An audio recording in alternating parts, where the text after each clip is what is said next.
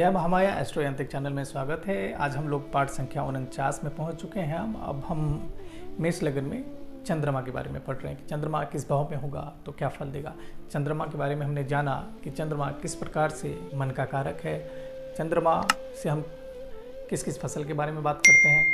चंद्रमा से हम सुख के बारे में तो बात करते हैं। आज जब सुख के बारे में बात करते हैं तो माता के बारे में बात करेंगे। जब माता के बारे में बात करेंगे तो घर के बारे में बात करेंगे। घर के बारे में बात करेंगे तो हम वाहन के बारे में बात करेंगे। वाहन के बारे में बात करेंगे तो हम अपने जॉब के बारे में, रोजगार के बारे में, व्यवसाय के बारे में बात करेंगे।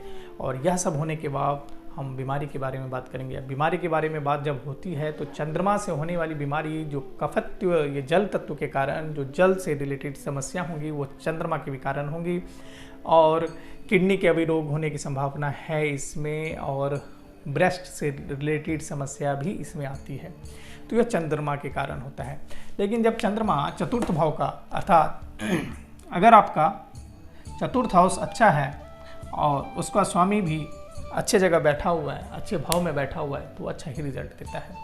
क्योंकि मेष लगन में चतुर्थ हाउस कर्क राशि का स्वामी चंद्रमा अगर पंचम भाव में बैठ जाए तो क्या फल देगा, हम इस पर आज बात करते हैं। और छठे भाव में हो तो वो क्या फल देगा, इसके बारे में भी हम बात करेंगे। तो चतुर्थ भाव में, पंचम भाव में बैठने से क्या होगा। पंचम भाव विद्या का भाव है, संतान का भाव है, एजुकेशन का भाव है। तो चंद्रमा के रहने से यह अच्छा होगा, बाय डिफॉल्ट अच्छा होगा। क्योंकि यह एकादश को देख रहा है, सप्तम दृष्टि से एकादश भाव को देख रहा है, और एकादश भाव आय का भाव है। तो ट्राइन हाउस में बैठने से, त्रिकोण भाव में बैठने से, त्रिकोण में बैठने से और एकादश भाव में देखने से इनको राज्य सरकार से फायदा होता ही है, राज दरबार से फायदा होता है। जहाँ पर जाएंगे वहाँ पर ये इनको फायदा होगा। ये मन के मजबूत होते हैं क्योंकि ये अपने हाउस से एक्स्ट्रा गए हैं। लेकिन ये अस्थिर मतलब स्थिर होते हैं, मतलब कंसंट्रेशन पावर जो मेष लगन में जिस तरीके से वह इधर उधर भागते हैं मेष लगन वाले, लेकिन अगर वो सिंह राशि में है, सिंह राशि मेष लगन और सिंह राशि है, तो बिल्कुल फोकस वाले रहेंगे। अपने कार्य के प्रति जितना वो फोकस रखेंगे वो दूसरा कोई और नहीं रहेगा। तो चंद्रमा फोकस करवाता है। संतान एजुकेशन से फायदा देगा ही देगा। अगर यहीं पर सूर्य आ जाए तो क्या फल देगा। सूर्य पंचम हाउस में होने से, जब पंचम हाउस का स्वामी पंचम हाउस में ही आ जाए तो क्या होगा। तो एस्ट्रोलॉजी गुड जैसे सब्जेक्ट हैं उसमें इनकी रुचि होती है। कह सकते हैं कि यह बहुत ही आगे जाएंगे। अमावस्या का जन्म है, इनका जन्म 8 से 10 बजे रात के आसपास में, भादो मास के आसपास इनका जन्म होता है। कह सकते हैं कि तीक्ष्ण होते हैं, तीक्ष्ण बुद्धि वाले, बहुत ही तेज होते हैं। पर होने से इनकी जो जातक या जातिका की संतान होंगी उनको दोनों का सुख मिलेगा। जातक का मतलब पुत्र का भी और पुत्री का भी संतान यहाँ पर अच्छा रहता है और तेजस्वी होते हैं। संतान की तरफ से भी फायदा मिलता है इनको। अगर मंगल आ जाए यहाँ पर तो मंगल फिर बताया था आपको लक्ष्मी योग का निर्माण करते हैं और धन की कमी नहीं रहेगी। यह राजयोग कारक है क्योंकि मेष लगन में लग्न और यहाँ के स्वामी यहाँ पे बैठे हुए त्रिकोण भाव में बैठे, तो मंगल अच्छा ही फल देगा, इनको धन की कमी नहीं रहेगा। बुध के होने के कारण यहाँ पर इनकी जो संतान है, संतान की बहुलता है वो स्त्री पक्ष से ज़्यादा होता है, यानी कि पुत्रियाँ अधिक होने की संभावना है। चंद्रमा और बुध यहाँ पर यह भी दिखता है। बुध यहाँ पर आपको अग्नि तत्व राशि में है। अग्नि तत्व राशि के कारण यहाँ पर यह कह सकते हैं शल्य चिकित्सा इत्यादि में यह रुचि रखते हैं। ये साइंस के स्टूडेंट हो सकते हैं और इनको बायोलॉजिकल स्टूडेंट, बायोलॉजिकल बहुत ज़्यादा ज्ञान होगा इनको चंद्रमा और बुध के कारण। अगर ये स्त्रियां हैं तो अगर जातिका स्त्री की है और या इस तरह की कुंडली का भाव निर्माण होता है तो उस टाइम में आप सोच लें कि उनकी जो चाइल्ड होगी वो सिजेरियन चाइल्ड होने की संभावना ज़्यादा रहती है बुध और यहाँ पर। और उसके बाद गुरु आते हैं तो गज केसरी योग का निर्माण करते हैं। गज केसरी योग बताया था आपको कि समाज से लब्धित प्रतिष्ठित व्यक्ति होते हैं। जहाँ पर जाएंगे वहाँ पर इनकी विजय होएगी, इनका बोल होगा, क्योंकि यहाँ पर और यह धर्म के लिए भी काफ़ी ज़्यादा महत्वपूर्ण रखते हैं। तो चंद्रमा और गुरु यहाँ पर अच्छा रिजल्ट देता है। और चंद्र और शुक्र की युति हो जाए, चंद्र और शुक्र का युति का मतलब है कि सप्तम हाउस, यहाँ पर शुक्र है जो कि सप्तम हाउस का स्वामी है और सप्तम हाउस और द्वितीय हाउस का स्वामी है और यहाँ पे बैठा हुआ है, तो इनको माता की तरफ से, इनको पत्नी की तरफ से, इनको संतान की तरफ से धन का लाभ होता है। तो शुक्र यहाँ पर अच्छा रिजल्ट देता है। शनि आए तो शनि यहाँ पर अपनी शत्रु राशि में है, अतः इनको शत्रु राशि मानते हैं। सूर्य के पिता के घर में है, मतलब सूर्य शनि के साथ शत्रुत्व व्यवहार नहीं रखते, लेकिन शनि सूर्य के साथ रखते हैं। तो यहाँ पर यह संतान के पक्ष में यह हमेशा चिंतित रहते हैं, या कह सकते हैं कि इनको संतान होने में दिक्कत हो सकती है। अगर होती भी है तो स्त्री संतान की ज़्यादा मतलब कि नंबर ऑफ चाइल्ड, जो कि प्रोबेबिलिटी ऑफ चाइल्ड है वो गर्ल्स चाइल्ड की होती है, तो वंश वृद्धि के लिए यहाँ पर वो थोड़े चिंतित रहते हैं। शनि के बाद राहु आ गया, राहु भी यही प्रॉब्लम देता है, तो इनको वंश के लिए जो आगे ले जाने के लिए है, तो यहाँ पर संतान से पक्ष से वो चिंतित रहते हैं। एजुकेशन में थोड़ी बहुत प्रॉब्लम हो सकती है, लेकिन इनमें जो मोस्ट प्रॉब्लमली जो प्रॉब्लम है वह संतान से रिलेटेड ही होता है। और जब यहाँ पर केतु आ जाए तो केतु एजुकेशन में प्रॉब्लम करेगा। मातृ पितृ दोष के कारण यहाँ पर बहुत सारी उनको समस्या होंगी, उनके लिए रुकावट होगा, भाग्य में थोड़ी सी डिले हो जाएगी, क्योंकि 1 2 3 4 5 पंचम भाव से केतु को देख रहा है, तो उनकी जो भाग्य है, भाग्य थोड़ा रुक जाता है मातृ पितृ दोष के कारण। तो इसके लिए इनका उपाय करना बहुत ही ज़रूरी हो जाता है। अब हम बात करते हैं चंद्रमा छठे हाउस में। अब कह सकते हैं छठा हाउस किसका है? छठा हाउस रोग का है, छठा हाउस शत्रु का है और चतुर्थ हाउस सुख का है। सुख अगर शत्रु के घर में चला गया तो क्या होगा? आपका मुसीबत बढ़ जाएगी, क्योंकि छठा हाउस रोग है।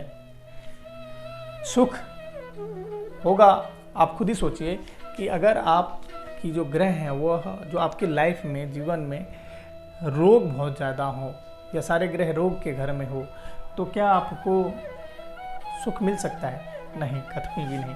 तो चंद्रमा के छठे होने से जातक मानसिक परेशानी बहुत रहती है, क्योंकि चंद्रमा मन का कारक है।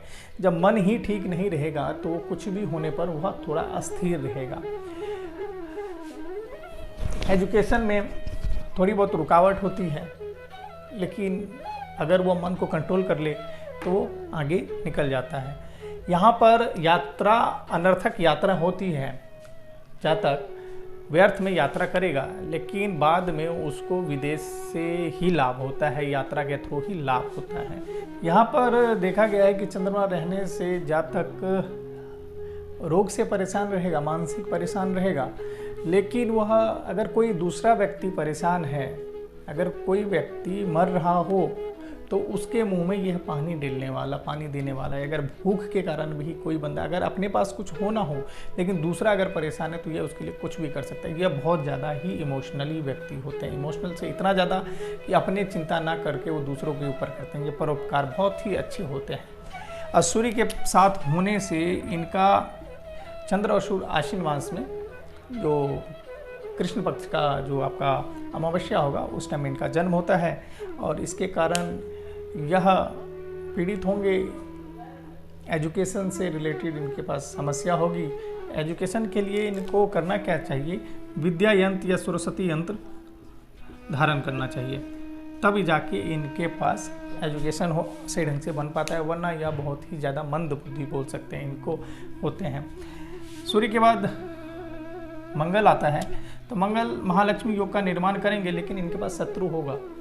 शत्रु देखेंगे, मंगल यहाँ पे अपने शत्रु राशि में ही आ जाते हैं, चंद्रमा भी शत्रु राशि में, तो यह इनके पास कर्जा या बोल सकते हैं इनको फंसाने का इस तरीके से कार्य होते हैं। इनके पास पैसे कहीं ना कहीं से आ जाएंगे, लेकिन फिर भी इनको जो कि मेंटली जो टेंशन है ना वो हमेशा बनी रहेगी। अब देखेंगे कार्य क्षेत्र से लेके इनको हमेशा तनाव रहेगा। 1 2 3 4 भाग्य से रिलेटेड, उसके बाद अष्टम भाव यानी लग्न से लेके मानसिक हमेशा टेंशन में रहते हैं मंगल और चंद्रमा।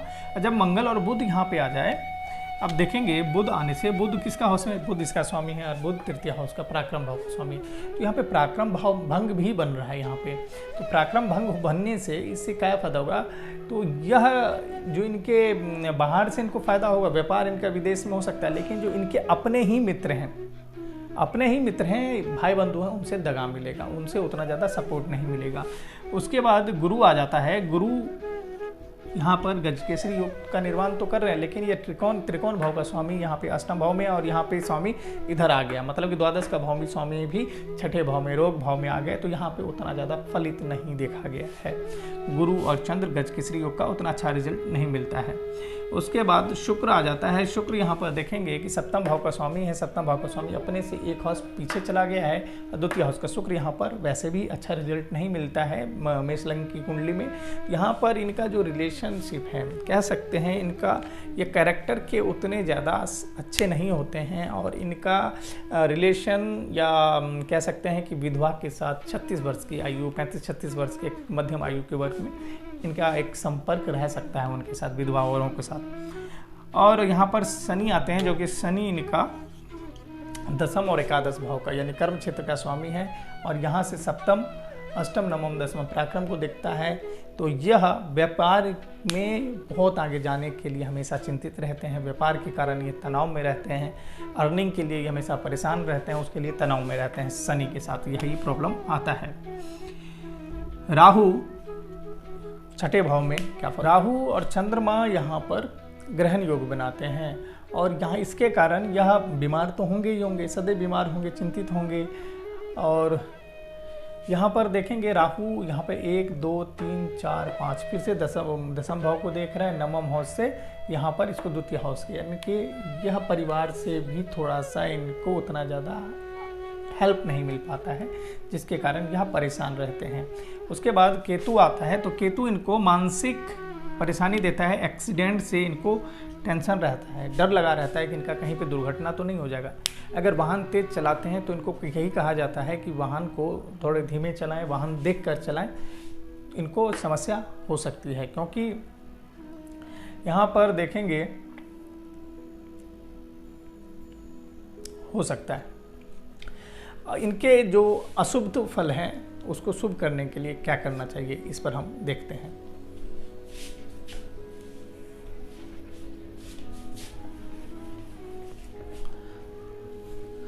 अगर चंद्र पंचम भाव में है तो क्या करना चाहिए। अगर पंचम भाव में है तो आपको स्वतंत्र रहना चाहिए। आपको कह सकते हैं यह पंचम हाउस सूर्य का हाउस है, इसके लिए हमें स्वतंत्र रहना चाहिए। सबसे पहले इनको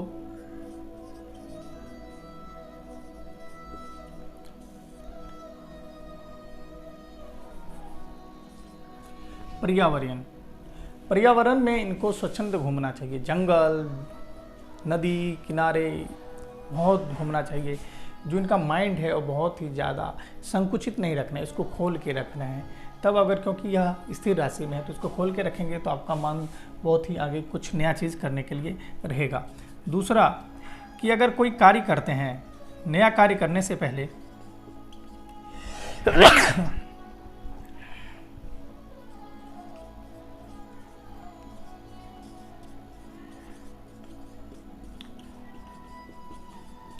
सलाह ले लें, किसी परिपक्व व्यक्ति से सलाह ले लें, तब अच्छा रहता है।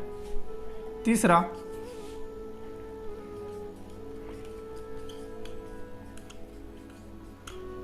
संतान और माता का आदर करना चाहिए।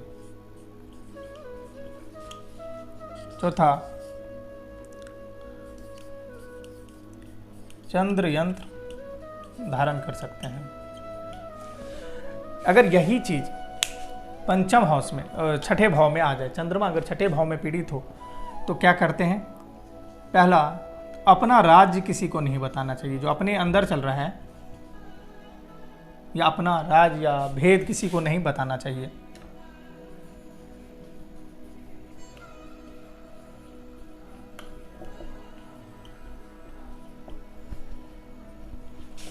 दूसरा, माता के हाथ से दूध लेना चाहिए, दूध पीना चाहिए। तीसरा,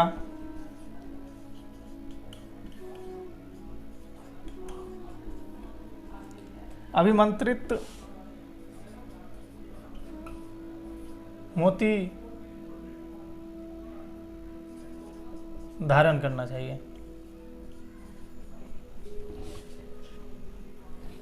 चौथा,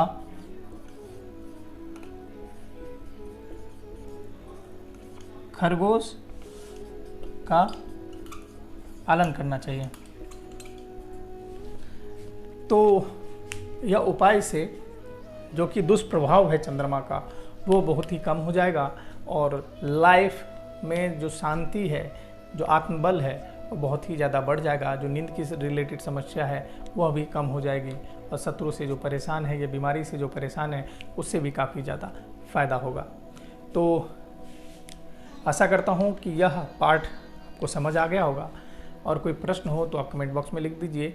आप चैनल को आगे आने वाली वीडियो को देखने के लिए और कुछ नया सीखने के लिए आप चैनल को सब्सक्राइब कर लीजिए। अगर आप नए हैं तो आपको फिर से वही बोलूँ, ज्योतिष सीखना है तो आप पाठ को क्रम वाइज पढ़ते रहिए। इससे पहले वाले जो पाठ हैं उसको आप देखते रहिए, उससे काफ़ी कुछ सीखने के लिए मिलेगा।